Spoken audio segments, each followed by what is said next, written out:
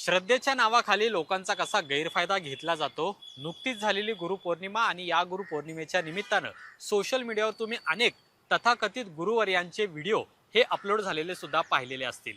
एकीकडे अशोक खरात प्रकरण हे ताजच असताना पुण्यात सुद्धा एक अशाच पद्धतीचा प्रकार समोर आलेला आहे आणि तो प्रकार घडलेला आहे पुणे ग्रामीणच्या हद्दीमध्ये।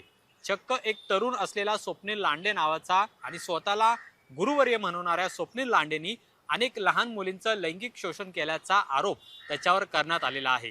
इतकंच नव्हे तर आता गुन्हा सुद्धा दाखल झालेला आहे। पण हा नेमका सगळा प्रकार काय घडलेला आहे, स्वप्नील लांडे हा नेमका कोण आहे, याची सगळी कुंडली आज आपण या विशेष रिपोर्टच्या माध्यमातून जाणून घेणार आहोत। नमस्कार, मी अमोल धर्माधिकारी, तुम्ही पाहत आहात LS मराठी। नुकतीच गुरुपौर्णिमा साजरी झाली। या गुरुपौर्णिमेच्या निमित्तानं सोशल मीडियावर तुम्ही अनेक असे तथाकथित गुरूंचे व्हिडिओ सुद्धा पाहिलेले असतील।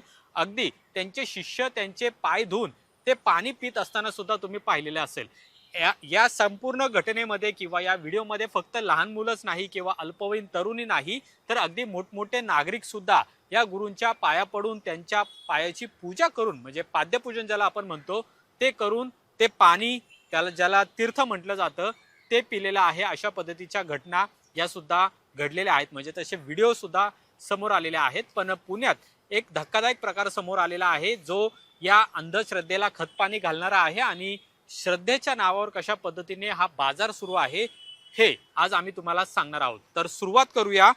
स्वप्नील लांडे नावाचा एक व्यक्ती आहे, म्हणजे मुलगाच आहे तोही 27-28 वर्षांचा तो असावा आणि हा स्वतःला अंगामध्ये दैवी शक्ती असल्याचं भासवतो आणि समोरच्या व्यक्तींना त्यांच्या जाळ्यामध्ये ओढतो। अशी एक ही मोडस ऑपरेंडी आहे जी गेल्या अनेक वर्षांपासून पुण्यामध्ये आहे। म्हणजे फक्त स्वप्नील लांडेच नाही, तर स्वप्नील लांडे सारखे असे अनेक स्वतःला गुरुवर्य म्हणवणारे तथाकथित माणसं आहेत, जी लोकांना अक्षरशः लुबाडत आहेत। एक घटना घडलेली आहे, ती म्हणजे पुणे ग्रामीण पोलिसांच्या हद्दीमध्ये वडगाव मावळ या ठिकाणी एक अल्पवयीन मुलगी होती। 14 वर्षांची होती ती मुलगी आणि ती बेपत्ता झालेली होती। 9/7 म्हणजे आपण पाहिले की जुलैच्या 9व्या दिवशी 9 तारखेला ती घरातनं निघून गेलेली होती।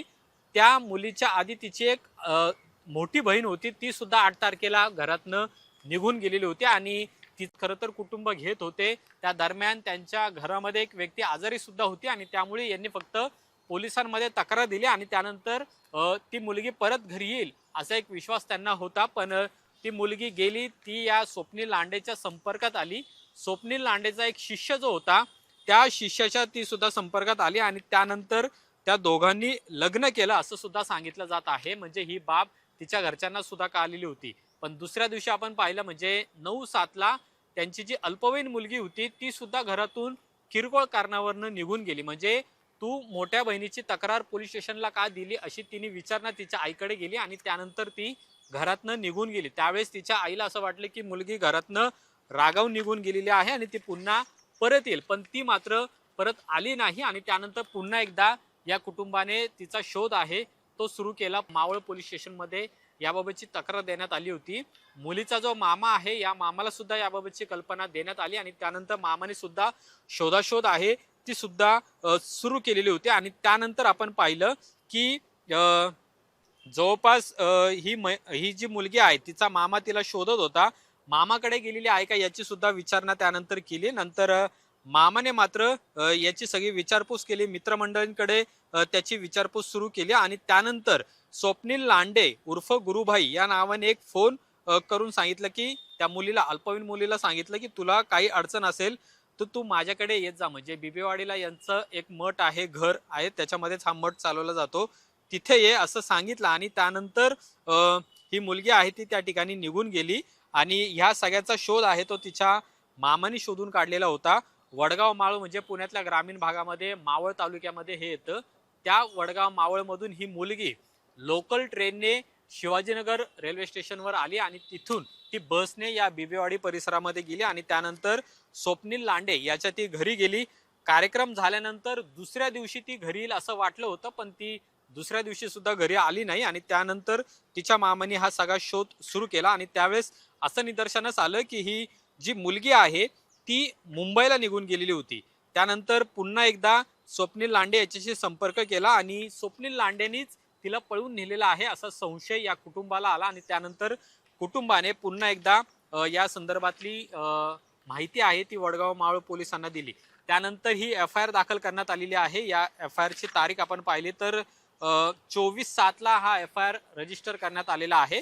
पण यामध्ये कुठेही स्वप्नील लांडे याचं नाव हे गुन्ह्यामध्ये दाखल करण्यात आलेलं नव्हतं आणि त्यानंतर पुन्हा एकदा पोलिसांनी सांगितलं की या संदर्भातला शोध हा घेतला जाईल। हा स्वप्नील लांडे पुणे शहर पोलीस आयुक्तालयाच्या हद्दीमध्ये बिबीवाडी पोलीस स्टेशनच्या हद्दीत त्याचं घर आहे, जिथं तो भाड्याने राहतो असं सांगितलं जातं आणि तिथे सुद्धा पोलिसांनी विचारपूस केली। मात्र त्या दरम्यान पोलिसांनी सुद्धा याकडे कानाडोळा केला असं कुटुंबाचं आरोप आहे। आणि त्यानंतर तिचा जो मामा होता, जो या संपूर्ण घटनेचा फॉलोअप घेत होता किंवा पाठपुरावा करत होता की त्याच्या दोन्ही भाच्या या नेमक्या कुठे गेलेल्या आहेत याचा सुद्धा शोध आहे, तो सातत्याने घेतला जात होता। आणि त्यानंतर एक पत्र हे या कुटुंबाकडून महाराष्ट्र राज्य बाल हक्क आयोगाला लिहिण्यात आलेलं होतं आणि हे पत्र आपण पाहिलं की या अल्पवयीन मुलीच्या आईने लिहिलेलं आहे। याची तारीख आपण पाहतो की 27/7/2026 अशी आहे।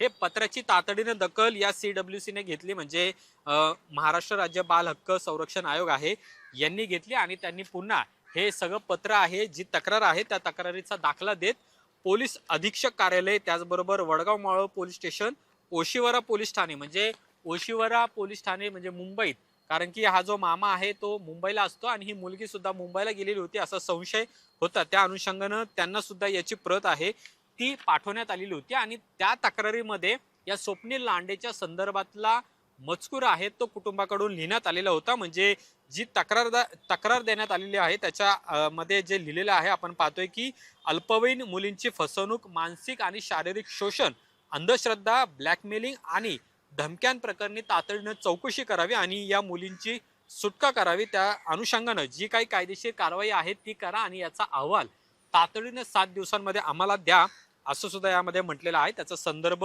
जे तक्रारदार आहेत त्यांचा देण्यात आलेला आहे आणि यामध्ये असं लिहिण्यात आलेलं आहे की अल्पवयीन व तरुण मुलींवर मानसिक प्रभाव, फसवणूक, ब्लॅकमेलिंग आणि तरुणींच्या बेकायदेशीर ताबा, तसंच तक्रारदार कुटुंबास धमक्या, कौटुंबिक सुरक्षितता आणि अल्पवयीन बालकांचे मानसिक आणि शारीरिक शोषण तसेच जादूटोणा विरोधी कायद्याचं उल्लंघन करणाऱ्या अत्यंत गंभीर स्वरूपाच्या बाबी यामध्ये दिसून आलेल्या आहेत आणि त्यामुळे यामध्ये ज्यांनी तक्रार केलेली आहे त्यांची मुलगी ही सध्या म्हणजे ती पळून गेलेली आहे, तिचा शोध सुरू आहे आणि जो आरोपी आहे स्वप्नील लांडे याच्या ताब्यात ती असल्याचं निदर्शनास आलेलं आहे किंवा तशी माहिती समोर आलेली आहे आणि त्यामुळे तातडीनं याचा शोध घेऊन या मुलींची सुटका करण्यात यावी असं पत्र पोलिसांना देण्यात आलेलं होतं। तसंच या मुलगी हिचं संरक्षण करा आणि त्याचबरोबर तिचं काउन्सिलिंग करा।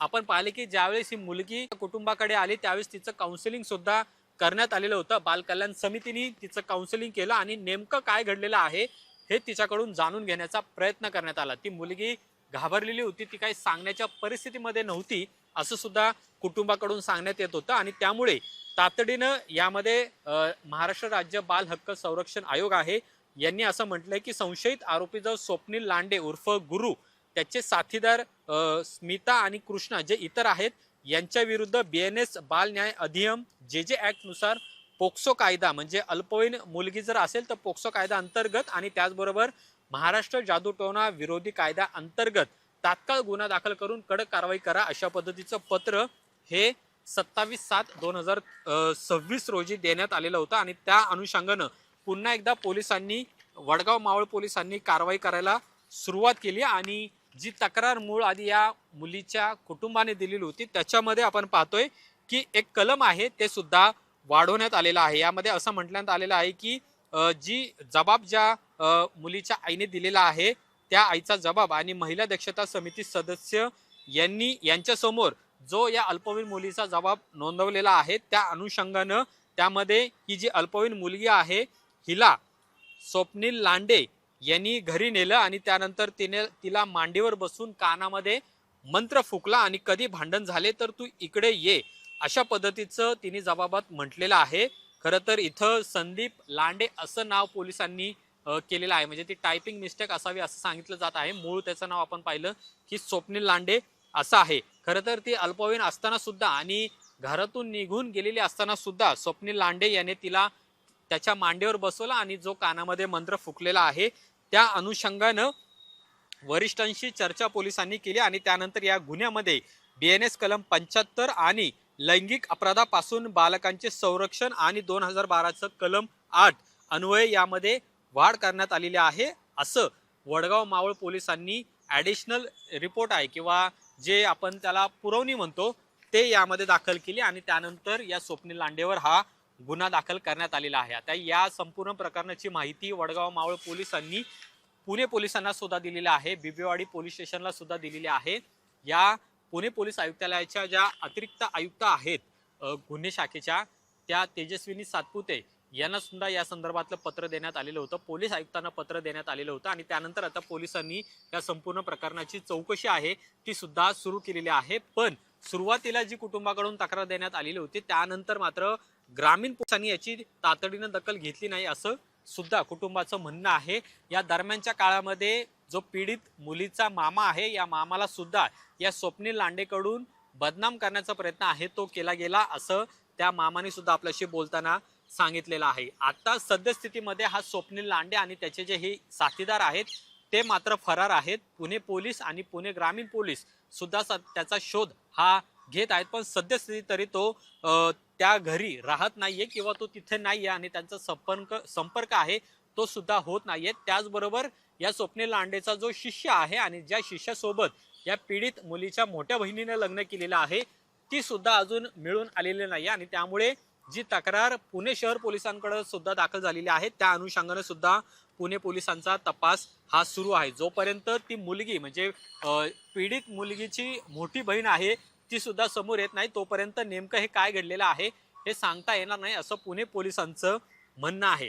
पण ही फक्त एकच तक्रार आहे का स्वप्नील लांडे याच्या विरोधात, तर असं नाहीये। मध्यंतरी आपण पाहिलं की तुळजापूरमध्ये तुळजाभवानीच्या मंदिरामध्ये सुद्धा एक वाद निर्माण झालेला होता, तो याच स्वप्नील लांडे आणि त्याच्या विरोधी म्हणजे सध्या आपण पाहिलं की या गुरुवर्यांमध्ये सुद्धा एक वॉर सुरू आहे, तू मोठा का मी मोठा अशा पद्धतीने यांच्यामध्ये सुद्धा बराच भांडण वाद हे आपल्याला पाहायला मिळते।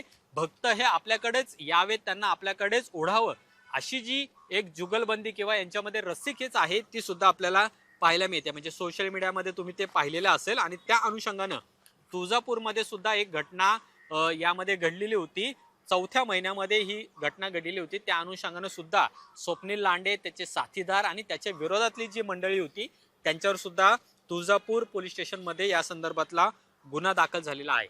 पण स्वप्नील लांडे जो या पुणे शहरातल्या बिबवेवाडी परिसरामध्ये राहतोय सध्या तो भाड्याच्या घरात राहतो आणि भाड्याच्या घरातच त्याचा हा सगळा दरबार भरवला जातं असं सांगितलं जात आहे। याच स्वप्नील लांडेच्या विरोधामध्ये बिबवेवाडी पोलीस स्टेशन त्याचबरोबर फुरसुंगी पोलीस स्टेशन आणि नांदेड सिटी पोलीस स्टेशन मध्ये वेगवेगळ्या स्वरूपाच्या तक्रारी आहेत त्या सुद्धा दाखल झालेल्या आहेत। ही एक तक्रार आपल्याकडे आहे जी नांदेड सिटी पोलिसांकडे देण्यात आलेली होती। ही तक्रार अशी आहे की इथले जे तक्रारदार आहेत त्यांचा मुलगा हा यांनी आत्महत्येचा प्रयत्न केलेला होता आणि याच स्वप्नील लांडेच्या जाचाला कंटाळून त्यांच्या मुलांनी आत्महत्या करत असल्याचं एक स्टेटस व्हॉट्सअपला ठेवलेलं होतं। त्यांनी फिनेल हे सुद्धा पिलेलं होतं, त्याच्यामध्ये तो जखमी सुद्धा झालेला होता, रुग्णालयामध्ये त्याच्यावर उपचार सुरू होते। 4/4/2026 ही सही घटना घडलेली होती आणि त्यामुळे या स्वप्नील लांडेच्या विरोधात ही तक्रार आहे ती सुद्धा नांदेडमध्ये दाखल करण्यात आली होती। दुसरं म्हणजे बिबवेवाडी पोलीस स्टेशनच्या हद्दीमध्ये जिथं या स्वप्नील लांडेचं घर आहे तिथं आपण पाहिलं की एक तक्रार तिथले जे स्थानिक नागरिक आहेत यांनी दिलेली होती आणि ती तक्रार अशी होती की त्याच्यामध्ये जो स्वप्नील लांडे आहे आणि त्याचे जे इतर तृतीयपंथी साथीदार आहेत ते तिथं धिंगाणा घालतात, रात्रभर त्या ठिकाणी आरडाओरड चालू असते। त्याचबरोबर दिवस रात्री अनेक तृतीयपंथी लोक एकत्र येऊन जादूटोना विरोधी म्हणजे तंत्रमंत्र त्या ठिकाणी म्हणतात, एक गोंधळ निर्माण करतात। लहान मुलं तरुण तरुणी यांच्या समक्ष असलेले चाळे ते सुद्धा त्या ठिकाणी केले जातात, अंगविक्षेप केले जातात, विचित्र शिव्या सुद्धा दिल्या जातात आणि मोठ्याने स्पीकर मध्यरात्री 2 ते 3 वाजेपर्यंत लावले जातात आणि एक गोंधळ या ठिकाणी निर्माण केला जातो। अशी एक तक्रार आहे ती बिबवेवाडी पोलीस स्टेशनला देण्यात आलेली होती। ही तक्रार 2025 म्हणजे 10व्या महिन्यातली आहे। त्यावर मात्र अजूनही काही कारवाई झाली नाही आणि त्यामुळे इथले जे रहिवासी आहेत त्यांनी पोलीस आयुक्तांना पत्र या संदर्भातलं लिहिलं। आणखीन एक तक्रार आहे ती म्हणजे एकमेकांकडे बघण्यावरून स्वप्नील लांडे यांनी जो त्याच्या समोरचा व्यक्ती आहे त्याला धमकी आणि शिवेगाळ दिलेली होती, ती सुद्धा एक तक्रार बेबीवाडी पोलीस स्टेशनमध्ये देण्यात आलेली होती. मात्र त्याचं पुढं नेमकं काय झालं हा सुद्धा एक प्रश्न आहे. आणि त्याचबरोबर तुळजापूर पोलीस स्टेशनमध्ये आपण पाहिलं की 3/4/2026 जो एक राडा त्या ठिकाणी मंदिरामध्ये छबिना च्या दिवशी झालेला होता, तो राडा सुद्धा आपण पाहिलेला होता. सोशल मीडियावर त्याचे अनेक व्हिडिओ हे सध्या व्हायरल झालेले आहेत. असा हा स्वप्नील लांडे आहे जो स्वतःला गुरुवर्य म्हणवतो. सोशल मीडियावर या गुरुवर्य स्वप्नील लांडेचे अनेक व्हिडिओज आपल्याला पाहायला मिळतील. अक्षरशः त्याची पूजा लोक करतायत, लोकांना तो त्याच्याकडे खेचण्याचा प्रयत्न आहे तो सुद्धा करतोय आणि अक्षरशः त्याचे पाय धुवून पाणी पितायत अशी सुद्धा व्हिडिओज आहेत. ते सध्या सोशल मीडियावर बऱ्याच प्रमाणामध्ये व्हायरल झालेले आहेत. सध्या हा स्वप्नील लांडे हा फरार आहे आणि त्याचा शोध पुणे शहर पोलीस आणि पुणे ग्रामीण पोलीस हे दोघे सुद्धा घेताना पाहायला मिळतात. मात्र शिक्षणाचं माहेरघर, सांस्कृतिक माहेरघर आपण ज्या पुण्याला म्हणतो, त्या पुण्यात मात्र हा एक दुर्दैवी प्रकार आहे तो सध्या समोर आलेला आहे. लोकांची श्रद्धा असू शकते, ती वैयक्तिक सुद्धा असू शकते, पण त्या श्रद्धेचा बाजार आणि त्या श्रद्धेचा गैरवापर आहेत ते असे स्वप्नील लांडे याच्यासारखे तथाकथित गुरुवर्य आहेत ते घेताना पाहायला मिळतात. आणि त्यामुळे खरं तर यावर आता कठोर कारवाई होणं हे अपेक्षित आहे. पोलीस आता या संपूर्ण प्रकरणाचा कशा पद्धतीने तपास करतात आणि या स्वप्नील लांडेला कधी बेड्या ठोकतात हे सुद्धा पाहणं महत्त्वाचं असेल. जी अल्पवयीन मुलगी सध्या समोर आलेली आहे किंवा मग तिच्या जो गुन्हा दाखल करण्यात आलेला आहे त्यानुसार अनेक लहान मुलींची सुद्धा त्यांच्यासोबत गैरवर्तन आहे ते सुद्धा या स्वप्नील लांडेने केलं असावं असं या पीडित कुटुंबाचं म्हणणं आहे किंवा त्यांचा तो आरोप आहे. त्या अनुषंगानं पोलीस सुद्धा काय तपास करतात हे सुद्धा पाहणं महत्त्वाचं असेल. पण सोशल मीडियावर असे जे तथाकथित गुरुवर्य स्वतःला म्हणवतात त्यांच्यापासून तुम्ही सुद्धा सावध राहिलं पाहिजे आणि आपल्या आजूबाजूला अशा जर घटना घडत असतील तर याची माहिती ही सुद्धा पोलिसांना दिली पाहिजे. आजच्या या व्हिडिओमध्ये इथेच थांबूया. तुम्ही पाहत राहा LS मराठी. कॅमेरामन रोहित वनकटेसह अमोल धर्माधिकारी, पुणे.